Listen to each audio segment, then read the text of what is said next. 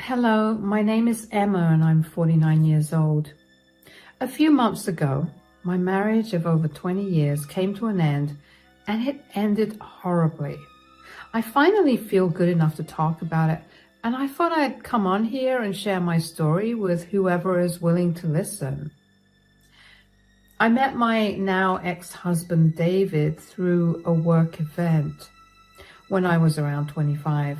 We found each other in the crowd and ended up talking so much that we decided to meet again the next day. We continued to meet each other for meals or movies, and we quickly realized that we had developed deep feelings for each other. We dated for 5 years before we finally got married. Our marriage initially was something straight out of a movie. We were very in love and we were doing great in our careers. We were constantly upgrading houses and living very comfortably. Now, I wanted to have kids when we were finally in a great place financially and career-wise, but David was very much against the idea.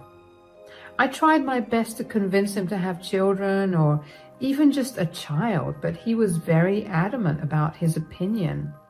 Eventually, after trying for years to convince him, I gave up and decided to just enjoy our life. Nothing much happened after that, but I was content, and that was all that mattered. I noticed a change in our relationship around 3 years ago. By this point, we had been married for around 15 years, and we were comfortable with each other. We weren't as romantic as we were at the start of our relationship, but we were still happy. At least I thought we were. David suddenly began acting distant. I tried my best to get him to talk to me about what he was going through, but David insisted that nothing was bothering him. Around the same time, he told me that his work had told him that he would be required to travel a lot more because he was up for a promotion. He seemed happy about it, so I never questioned it, and instead remained happy for him. David then began to travel a lot more. He was gone for 2 to 3 weeks a month, and although I wasn't happy with how long he was gone, I did my best to keep those thoughts to myself. Instead, I did my best to make sure that we were still spending time together when David was home. I planned dates and activities for us to do, and David seemed really happy with it. I felt like whatever was bothering David had finally vanished, and I was glad about it. Although it was killing me to know what it was, I let it go because I didn't want to bring up something that he'd let go of. This is how it was for the next few years, and we were still happy. When David's 50th birthday was approaching, I was ecstatic. I began planning the celebration for him almost 5 months before his birthday, and David knew just how excited I was for him. And then, one day, while we were spending a weekend in, he looked at me sheepishly. "Sweetie, I have some bad news." "No, you can't go traveling again. Your birthday is in 12 days. "I know, but duty calls, you know." "But you promised. You're turning 50, David. I want you to celebrate it with everyone you love around you." "I want that too, darling, but what can I do?" "Is there no one else who can do your job for you? I mean, you've been traveling extensively for so long. I don't think it'll be an issue for your company to find someone else to travel instead of you." "No one else is free. I'm the only one who can travel." "What if you were preoccupied with something else, or if you were sick? What would your company have done?" "Don't upset me, darling." "How can I not be upset? You've been so wrapped up with your work these last 2 years, and I haven't said a word about it. Now, when it's time to celebrate your life, also you're expected to work. How is that fair? I want you to have a break and for you to just enjoy spending time with your family and friends instead of working like crazy." I'll tell you what. I'll do my best to wrap up the business in 7 days, and I'll be back in time for my birthday celebration. Does that make you feel any better? It's not about making me feel better, David. I want you to not focus on your work for a second and just enjoy your life outside of it, you know? Come here. I promise when I get back, there will be no work talk. It'll only be us having a good time. Does that sound good? Fine. But are you absolutely sure you have to go on this trip? Unfortunately, I have to go. But why don't you take this free time to work on my present? I know you're planning something, and I'm sure you'll appreciate me being away. Oh, yeah, fine then.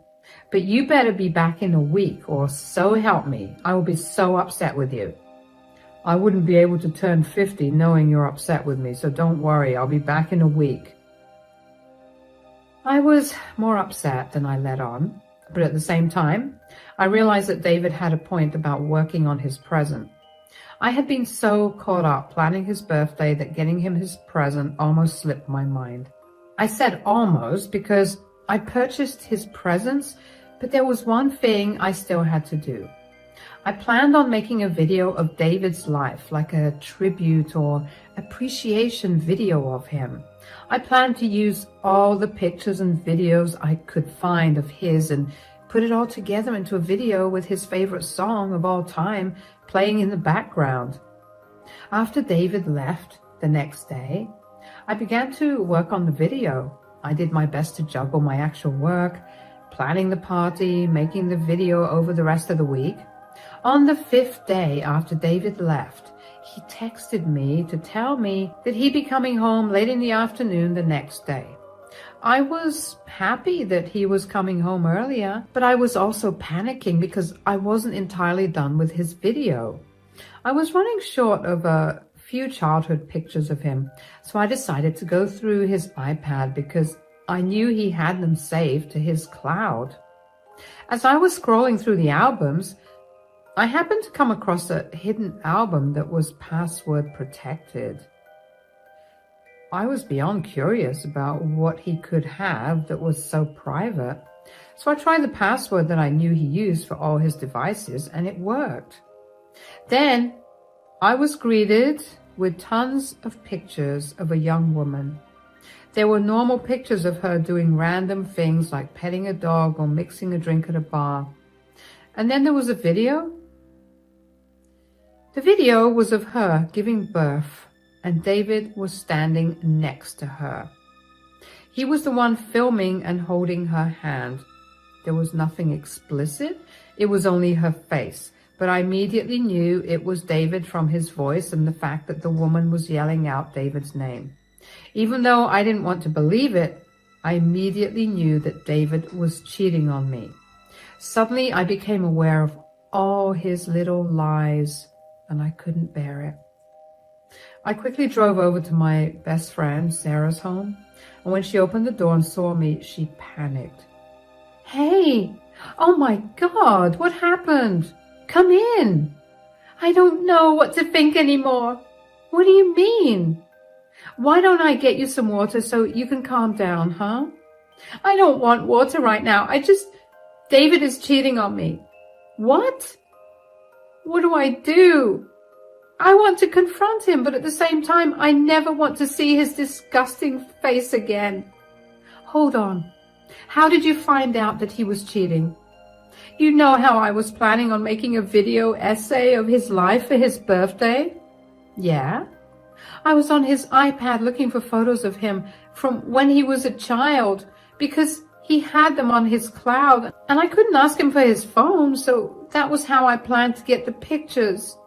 Anyway, I found a file that was password protected and he used the same password he used for his phone, like the idiot he is.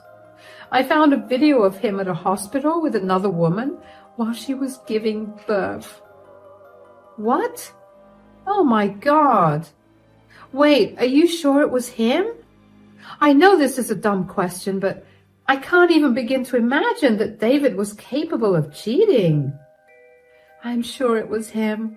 The girl kept calling him by name and telling him that she was so lucky that he was by her side. You have no idea how disgusted I was watching that. I didn't expect this from him either. All those business trips he took. Were they just pathetic excuses for him to cheat on me? How much of an idiot was I? That I didn't see any of this happening right under my nose. I don't know what to do. Hey, first of all, you need to calm down. You were not stupid for not seeing this happening under your nose. Why would you look for something when he had never given you a reason to look for it in the first place? We have no idea why he cheated, but what we can do is make him feel sorry for doing that to you. What are you saying? I should take revenge on him? Yeah, you have all the evidence you need. You should expose him on his birthday, no less. I don't think it would be appropriate to show everyone a video of another woman giving birth. I doubt that's the only proof of his affair. If he was sloppy enough to lock a folder with the same password as his phone, I'm sure there are tons more evidence in his chats. Besides, what are the chances that this girl knows that he's married? You think I should reach out to her? Do it if you feel like she doesn't know about you. If she knows about you, then telling her could ruin your chance at revenge. You're right. I'm going to make David regret ruining our marriage like this. That's my girl. You can stay here if you want. Tell David that I'm going through something and you're staying here with me as emotional support, or that I'm helping you with his present. Whatever you need to make him not suspect anything. All right. Thank you so much for having my back like this. Of course, if I don't have your back like this, am I really your best friend? I stayed the night with Sarah, who comforted me as much as she could. I somehow managed to fall asleep that night, and the next morning I rushed back home so I could get as much information as I could from David's iPad. I scoured through all the apps on the iPhone and found a few text messages between David and this woman, whose name was Allison. I managed to find her social media and I took screenshots of everything. I sent myself the video as well. Forget a tribute video. I was going to make an expose on David. After I found what I wanted to find, I quickly packed up a few of my things and debated which excuse would work best to tell David. I decided to tell him that I had to complete his birthday present because that worked better with him coming home earlier than I expected. When David came home, I felt my heart drop to my stomach. I wanted to throw up, but I tried my best to keep a neutral face on. I knew that I could not let David find out about what I knew. I had to act my best. I was still in our bedroom when he came back home, so he yelled out for me and I went downstairs to greet him as I would have normally. Emma, I'm home. Welcome home, darling. Oh, the trip was so tiring. And wait, why are your bags packed? Well, I'm still not done working on your birthday present and I need some privacy to work on it. But you asked me to come earlier so we could spend time together. I know, but I need to finish this present. I only have a few days and this is some tedious work. Are you okay? You seem a little off. Are you not happy that I came back a day early? No, I'm completely fine. I'm just panicking about how incomplete my present is. Darling, you know I'll love anything that you give me. You don't have to try so hard. Where are you going anyway, and how long are you going for? I'm going to Allison's. She's going to help me complete it, but don't worry. She'll let me take full credit. I'll be there till your birthday. I hope that's not a problem. No, that's great. Say, since you're going out, is it okay if I invite some of my friends over? Sure. What problem would I have with that? I know, but I just figured I'd ask you first. It's been a while since I met them, so I figured I could have a boys' night, you know. Of course. Go for it. I will be back sometimes, though, because I might need some extra things. I'm just letting you know. Yeah, okay. Do you want to go out and grab some lunch though? Come on, I'm hungry. And I just got done driving for like 3 hours. Fine, I'm not hungry, but we'll go out. My heart almost jumped out of my chest when David figured that something was wrong with me. But of course, he didn't care enough to follow up on that, and for once, I was grateful about it. We went out to grab some food and my stomach was a mess. I didn't know if it was the smell of the food or because I couldn't even begin to wrap my head around how cool David was behaving when he was playing with my life and our relationship. Eventually, David dropped me off at Sarah's place and I broke down immediately. Sarah comforted me again, and then we got to planning what we would do. We decided to try and find out as much as we could about Allison, and eventually, after going through David's messages with her, we realized that she most definitely did not know that David was a married man.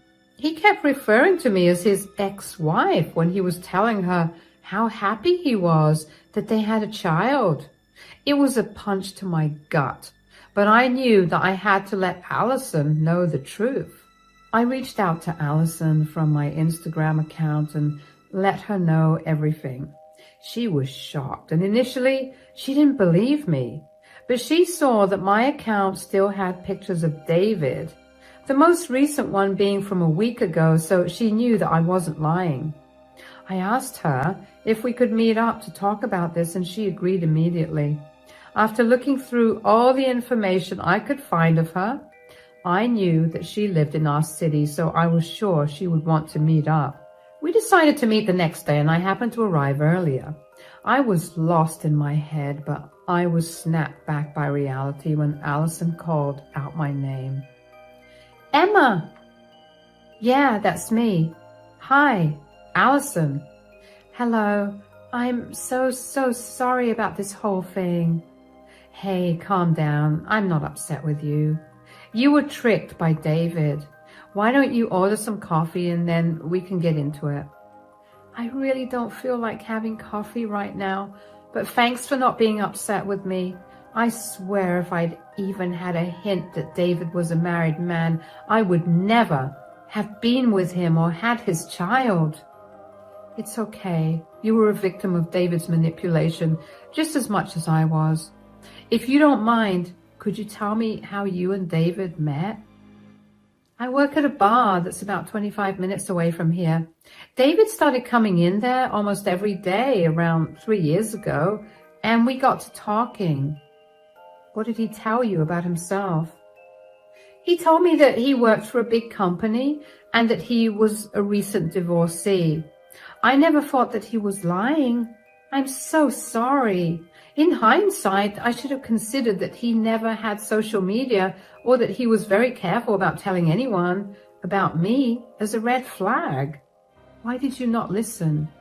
Well, when I met David, I had just gotten out of a toxic relationship, and David was the first man that actually understood me. He made me feel good about myself, and I guess I ignored all the warning signs because I loved him too much. Oh, I get that. David charmed me when I first met him, and I swore that no man would ever understand me the way that he did. There's just one last thing I wanted to ask you. Did you two plan on having a child together? Not really. I got pregnant accidentally, and David convinced me to continue the pregnancy, even though I didn't want to. I mean, right now, regardless of what David has done, I still love my child with all my heart. And I don't regret giving birth to him. Nothing will ever change that. But I will make sure that I get full custody of my child. That's good to hear. I don't want anything bad to happen to that child.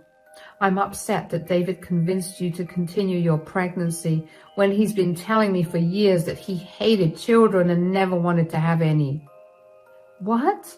He told me that he'd always wanted children and that his ex-wife, or, well, you, hated children, so you refused to have any.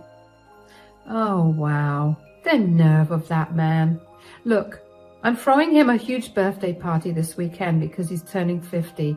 I was wondering if you would like to come and if I could maybe show the video of your birth as proof along with your text messages.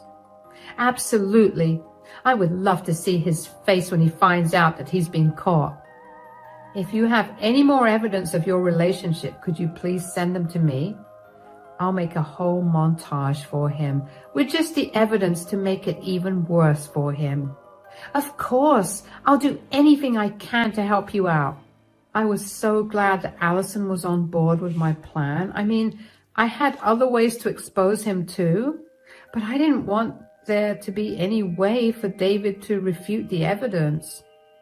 Allison sent me screenshots of a lot of their conversations, and some of them were very mean to me because David talked about how ugly I was and how I was so selfish. It hurt me so much, but I knew that I was ultimately going to win against David. When it came time for his birthday, I made my way over to our place and did my best to act like everything was fine. I greeted David and wished him with as much enthusiasm as I could, which technically wasn't a lot. Thankfully, he was too wrapped up with our families to notice my odd behavior. When it finally came time to give David his presents, I decided to go first. I told everyone that I had been working on David's gift for a long time and that it was an appreciation video for him. I then told everyone that I had also invited someone that I was sure David would be happy to see. David looked confused, but when he saw Allison walk into the room with her son in her arms, his eyes went wide. Everyone looked at Allison and then at me and David in confusion. I let the video play and explained everything that happened. I told everyone about how David had manipulated Allison and lied to me for years. How he technically forced Allison to have a child while he repeatedly told me that he hated children and never wanted them. During my entire explanation of events, David had his head in his hands because he was ashamed that his truth had come to light. The first person to react to this whole thing was my dad. He got up and grabbed David by his shirt and asked him why he did this to me. David remained silent and looked away. After that, everyone, David's parents, his siblings, my siblings, together began hounding him with questions, but David kept his mouth shut. When we realized this was going nowhere, we decided to leave. I didn't want to talk to anyone after that, because the reality of it all came crashing down on me. I went to stay with Sarah again, and David's family, along with mine, offered me all their support. My head was a mess that day. I have no idea how I got through that night. The next morning, David called, and I reluctantly picked up the phone. Hello, David? How long did you know? Not very long, but finding out now was better than never. How did you plan to raise a child while still being with me? That was a problem I was planning on solving later on.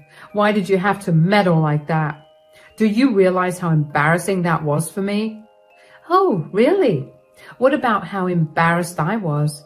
Do you know how humiliating it was to find out that you were cheating on me and had a whole family outside of me? Here we go again. You always have to make everything about yourself, don't you? How is this me making things about myself? You were the one that threw our relationship for another woman. What was it that you wanted? A child? I was open to it, but you were the one that was against the idea of having children. So tell me, what happened? God, if you have to know everything, last thing I wanted was to raise a child with you. What? You're always so focused on yourself, and you rarely give time to me. When? When have I ever done that? I've been the one planning our dates and vacations since the start of our relationship. I'm the one that makes sure we're communicating properly when all you want to do is sweep all our issues under the rug. Don't blame your crappy behavior on me. And you refuse to accept your mistakes. Do you think I want my child growing up to be like you? Wow, you are a work of art, David. I'm glad we never had kids because this makes the separation so much easier and less painful. Whatever, Emma. I'm just glad that I'll be able to raise a child. Oh, hasn't Allison told you yet? Told me what? She's planning on getting full custody of her child, and she doesn't want you in the picture at all. What? I hope you find a way to make peace with what you've done. Are you serious? What did you say to her?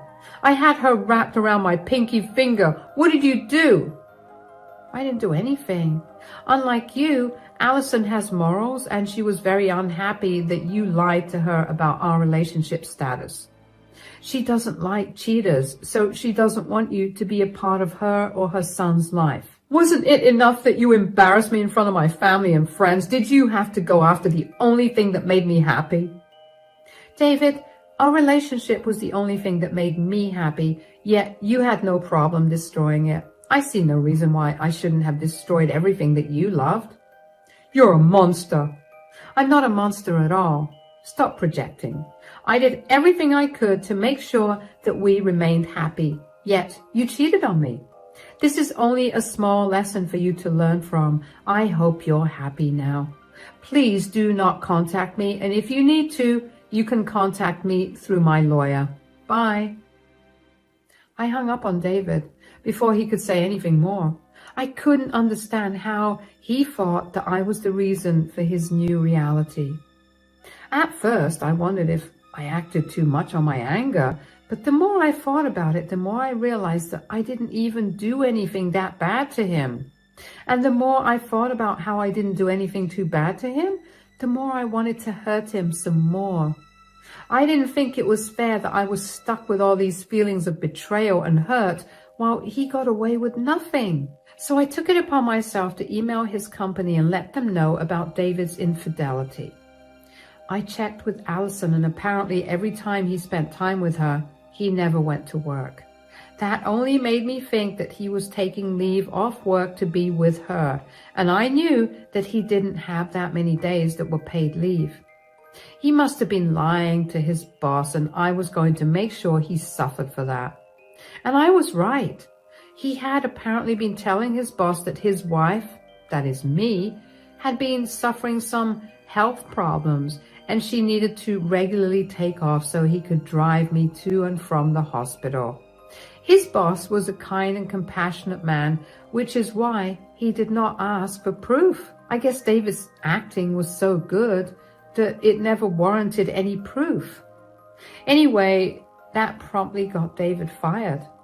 Of course, David tried to contact me about it, but I blocked his number. He contacted my lawyer to tell me that he was going to sue me for defamation, but that was promptly thrown out the window because I had not said anything that was false, nor did I share proof that was not consented to by Allison. Since David lost his job, it became even easier for Allison to get full custody of her child. David barely managed to get visitation rights, and even that was under supervision. Allison told me that she planned to fight against his visitation rights again in a few years, and I was happy for her.